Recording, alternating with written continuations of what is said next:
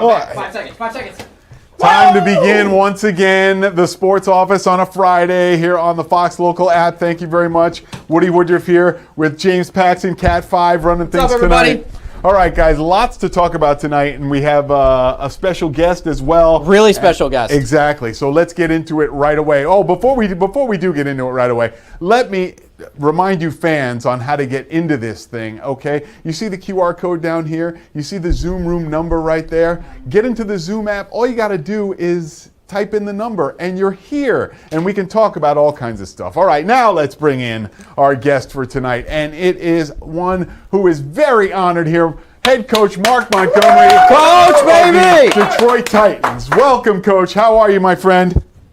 I'm fired up. I'm ready for the next game. It's a red out. I already have my red on. Let's go. I love it. I love it. Get your red on. The Inkster native from Aquinas High. We know the deal. Let's talk about what's going on with your team, Coach. Obviously, a disappointment last time out, but you got 10 games left in this season, and Oakland coming up on Saturday. This is a real focus and a real push for you guys, correct? No doubt about it. We're at the halfway point. We're 5-5. The leader right now in the conference is 7-3. So Oakland's one game ahead of us. So this is a big game, big conference game, big rival game. It is going down tomorrow at Callahan Hall. It's going to be fantastic at Callahan. You know, your record right now, 8-11. You're already better than last year with 10 games left to go. Is the foundation that you want being laid properly? Well, I said it to my staff, said it to my players. Last year at this point in conference, we're 2-8.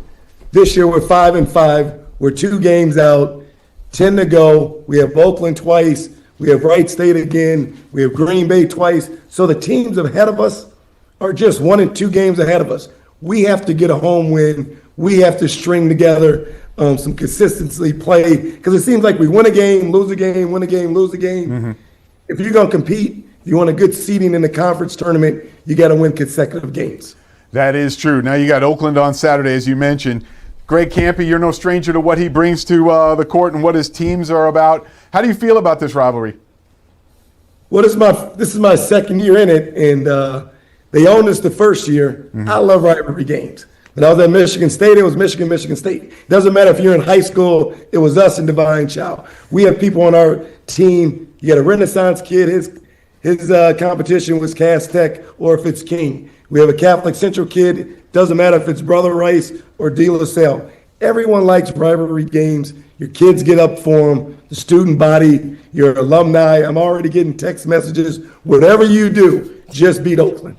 You know what, and you're right, because everybody does know about it. I was at the game last time out and talking with Tyler Spratt, and he was talking about how everybody on the team knows about Oakland and really wants to go out and beat them. So obviously that message is working its way through your team, and it's good to see as far as a rivalry game goes. Go ahead, James. Well, what did he say to us? He said, no matter what, we got to win Saturday. Exactly. No matter what. You guys had the game Wednesday, and it was, all right, we're focusing on Oakland. You know, we got to win this one, and they seem ready for it, Coach. One thing I wanted to ask you, though, is Coach Campy's got to be a hard guy to coach against. And what's one thing you always notice about his teams? Like, no matter what does a Coach Campy team have? Well, consistency, they play a tough schedule.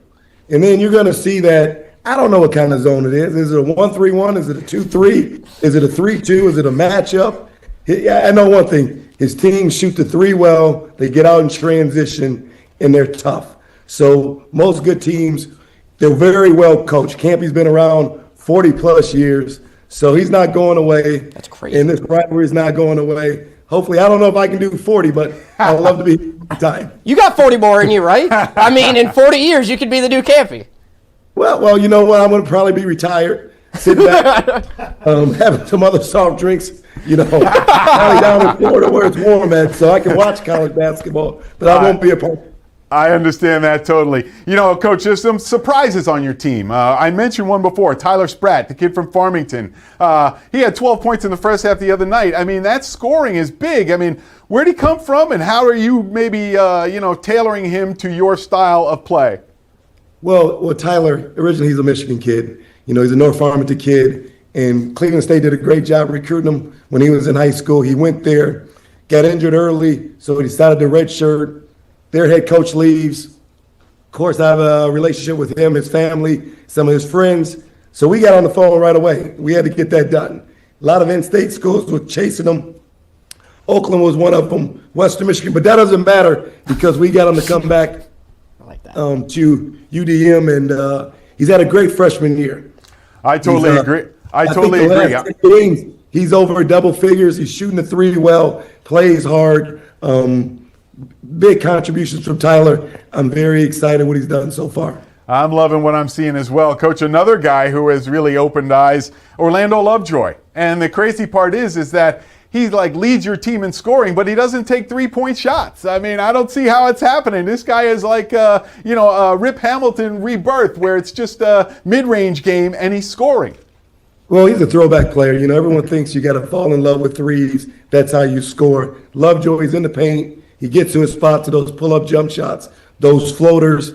So it's good to have him back. Last year he averaged more points, but this year we have more balance because Lovejoy can give us about 14, 15. Tyler Spratt can give us the same thing, but so can TJ Nadeau. So we have more scoring depth this year than we had last year. So it's going to be an exciting game. And Coach, how does it maybe translate to his defense, Lovejoy's, because he's also active with his hands as far as steals go? Well, he's going to get out in those passing lanes. He's a pester. Your point guard, you need him to make sure he's pressuring the ball, setting the tone for the defense. So, of course, if he's good on defense, that can lead to some transition offense for us. So we need him to definitely be the head of the snake at the top. Coach, talk about some of your role players that are also needing to step up. One in particular, Lance Stone. I thought he was a good 1-2 punch for your guard play, able to break the press and maybe run the floor. Well, Lance Stone, 2 games ago, he played 30-some minutes at IU Indy. That we beat them down in Indy. He had, 12 points. He's shooting like 80% at the line. Jet quick, backup point guard. He's a spark for us. But for us to win the game and be good down the stretch here, our bigs are going to have to step up. London Maiden is the transfer. He's a 6'8" wide body. It could be Ryan Calabay has to step up. We saw Jeter the too. other night. So we need we need everybody.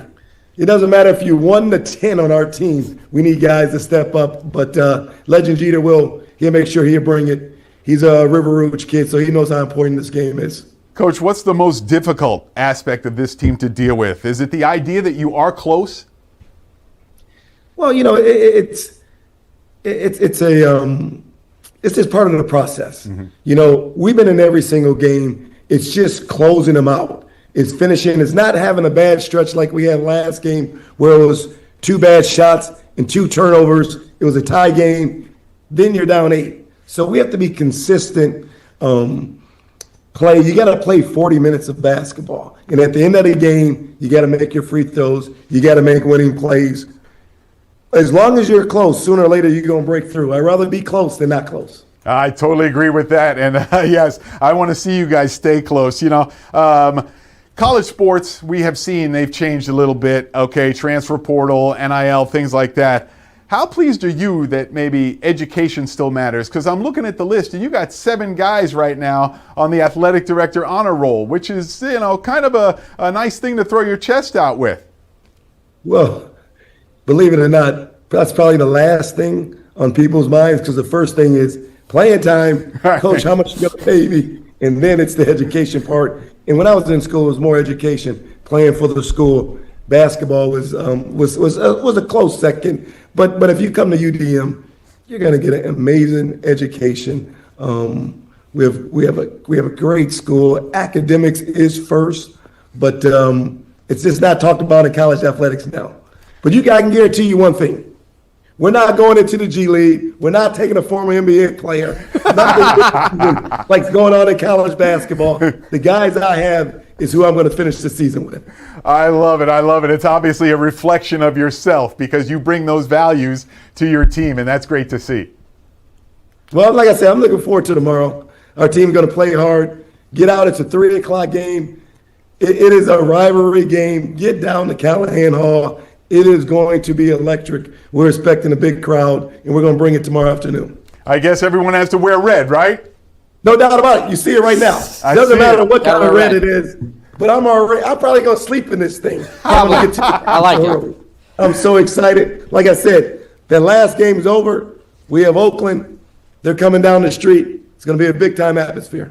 Coach, I really wanted to ask you, as somebody who was on Izzo's staff, when he's going crazy at somebody and he's just screaming at him, what are you supposed to do? Do you just stand there? Did you ever think once or twice you're like, hey, guys, he's going a little too far? Did you ever question about it, or you just let Tom Izzo just go at it?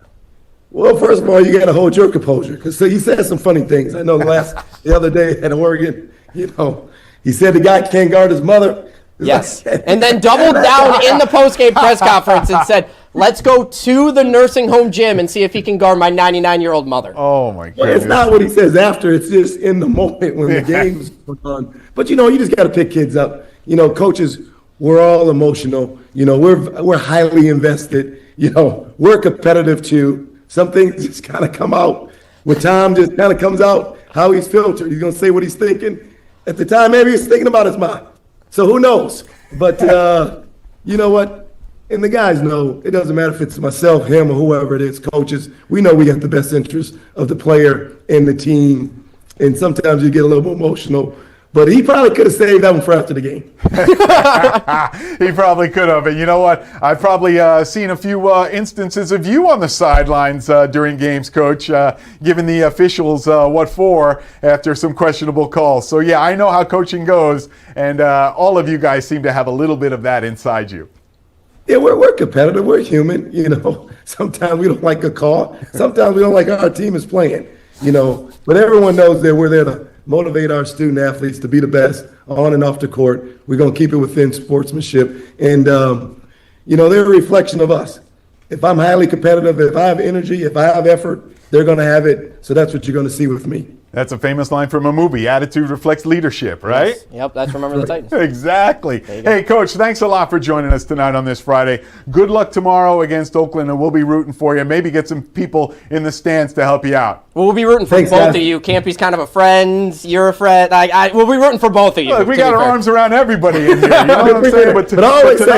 But tonight, the Titans are in the spotlight. A little bit more for the home team. Yeah, we'll go for the home team. That's it. We'll go for the home team, the 3-1-3 all day long. There you go. Thanks a lot, Coach. Thanks, Appreciate Coach. it. Appreciate you.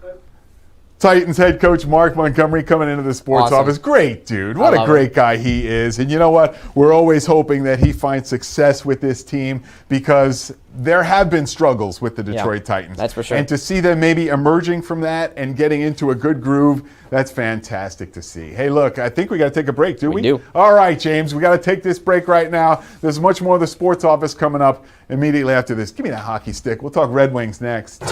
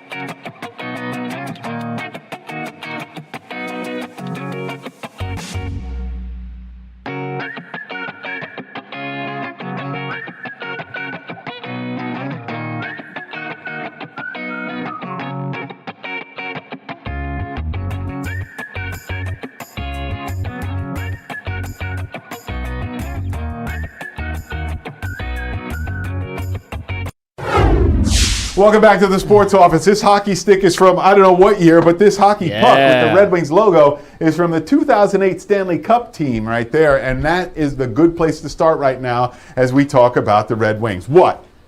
I'm just saying hi. Okay. He's not. He hasn't been on the show. Because it seemed like he wanted to just jump out. He was literally waving. He's giving a friendly wave, you know. This is Justin Orbitsky, producer at Fox 2. I'm going to have him talk hockey. There you go. That's how you do that, Woody. Okay, thank you. I appreciate that. All right, let's talk hockey. What do you think, Justin, about the Red Wings? This is, I don't think the season could be going any better. Wings are currently 10 points in to the playoffs. That's their best position in a decade mid-season. And they don't have I wouldn't say an easy route to the playoffs. They still got to play good, but the teams that they're against have a much more difficult route. Where's my numbers here? I actually he's got numbers. He's got numbers. The guy comes with numbers. So after the Olympic break, the Wings have 2 back-to-backs. They've got one in March. They got one in early April. After the Olympic break, Toronto's got 3. Buffalo's got 5. Boston has 6 back-to-backs. That's good news. Between late February, March, and April. So we saw how the Wings played yesterday. Still great, but not enough to beat Minnesota with Quinn Hughes. So performing, as good as you can, night in, night out. Got to have a good March. Wings have had 2 bad Marches in a row. Hopefully this is the difference maker. Do you know in the last 15 years how many winning Marches the Wings have had? How many above 500 Marches they've had in the last 15 years? 2. 1. I was close, wasn't it? So the month of March is scary. Well, that's why I wanted to bring you in, Justin, because we're talking about hockey. Like, the Pistons and Wings are in so much different levels. Mm-hmm. They're both first place. But the Pistons, it's like there's like 2 or 3 basketball teams in that whole conference that matter. Right. The Wings, if they have a bad week, we could have a problem. Just the whole conference is good. Everybody in the East is good, except the Rangers, and they're having a floundering year. But we don't care about the Rangers. In fact, the worse they go, the happier I would get. But anyway, with this team right now, though, James mentioned it, and you mentioned it also. There's going to be a break coming up soon, okay? And we have seen in years past when there's a break, whether it's for 4 nations or whatever, the Red Wings come back in a lackluster fashion. They don't look the same, and then we see all that playoff talk just fly out the window like air escaping from a balloon. How do we change that this year? Or is the break longer and maybe it helps? I don't know. I mean, it just seems that it's a crazy time of year when that break comes around for the Red Wings. That's what I would think. I mean, you've got a couple of guys going. You've got Larkin going. You got Mo Seider going. I know that Sweden has a defensive opening. I think Brodin's injured. I don't think they would call Simon Edmondson to go. No, well, he missed yesterday too, so he's not 100% right now. Just got to stay healthy. I do have to credit the goalie situation. I think it's going astronomically better than what people would have expected at the start of the year. Been above expectation. You've got 2 guys in the back half of their career performing as well as they do. I mean, they're keeping Detroit in the game. For sure. I think you could credit so many wins to John Gibson. A lot of those 1-1 games where it's like he's got to be perfect, and he ends up being perfect. And to get to these overtime games, Gibson's got to have an amazing third period, and he most of the time does. That's true. He does most of the time, but he's also getting some defensive help in front of him, and that's always good to see because sometimes the Red Wings can disappear on that level of the defense, and then all of a sudden your goalie is hung out to dry. And we have not seen that, and that's something that I hope continues because, like you said, it's like 1 and 1A with the goalies right now. It's not 1-2. So if they can keep that going, I'd love to see it because the way Todd McClellan has this team going right now, it's like night and day from what we were seeing. And I mentioned this the other night.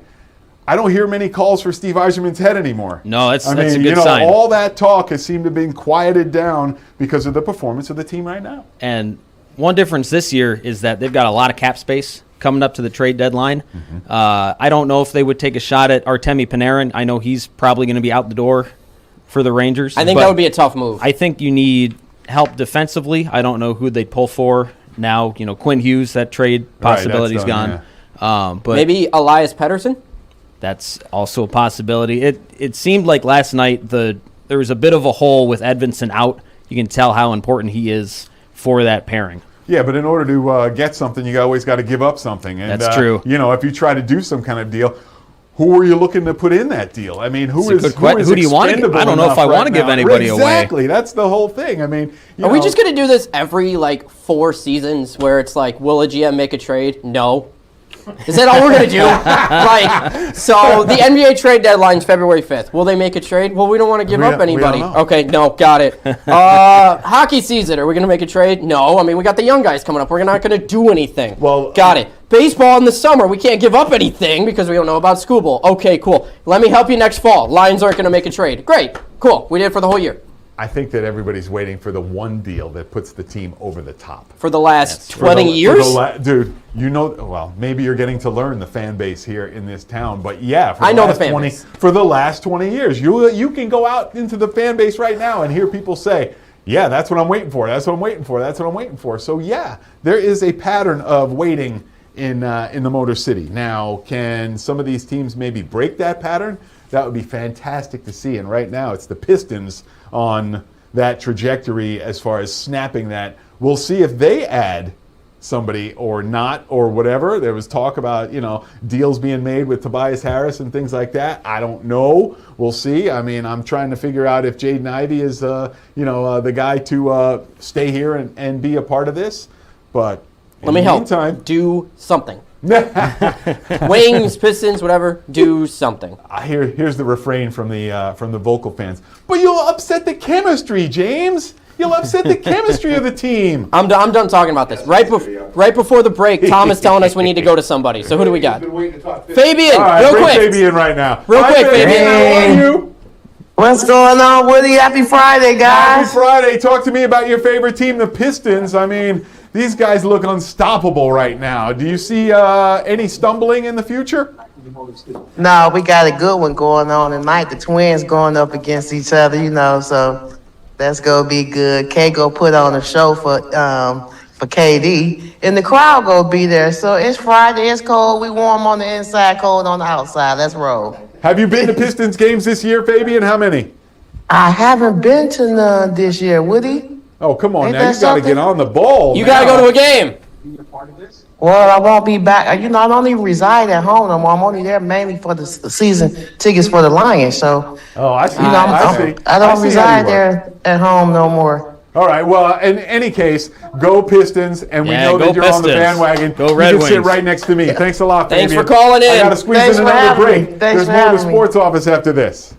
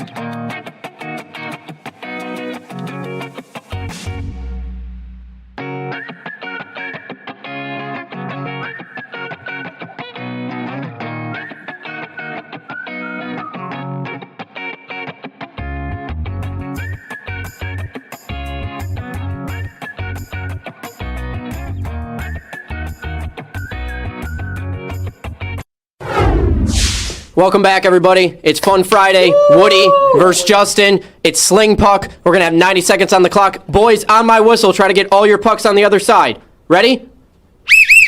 All right. Oh. Great start by Woody. Justin can't find the hole. My bad.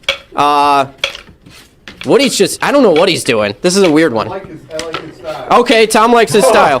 John, get a One little. more. Oh. Come on, Woody. Come on, Woody. Oh, my gosh. Oh, what? Congratulations. Well, that was quick. That was quick. That was too quick. All right, play again. Go. One more? All right. Well, Best of 3. Hurry up. Go. 1 minute. Go. Let's get a little closer here, John. Let's see these pucks. You do really got to go, like, quick. You can't take any time. All right. Oh, my gosh. I got smoked. All right, go. Get him again. Get him again. This is probably one of our quicker games. Now they're going slower. I don't understand this strategy here.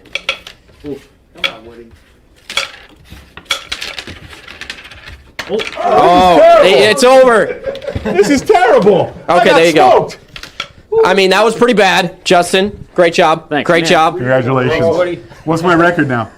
You have a losing record. That's all I know. Thank you, everybody. Thank you, Justin, for coming in. Thank you, Coach Mark Montgomery. Good luck tomorrow against Oakland. Go Wings. Go Wings. Go Go Pistons. Pistons. NFC Championship Sunday at Fox 2. Everybody have a good weekend.